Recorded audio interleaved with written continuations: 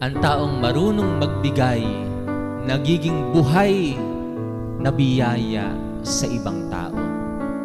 Ang taong marunong magbigay, ginagawang instrumento ng Diyos para magbigay buhay at maging inspirasyon sa ibang taong gutom sa pagkalinga ng iba. Kaya naman, magbigay. Sabihin nyo nga po sa inyong mga katabi, magbigay ka naman. Kaya tayo po ay magbigay, hindi lamang ng ating yaman, ganun din ang ating oras, ng ating panahon. Huwag mong sabihin kapos ka sa buhay, sapagkat kahit ang iyong kakapusan ay pwede mong ialay sa Diyos.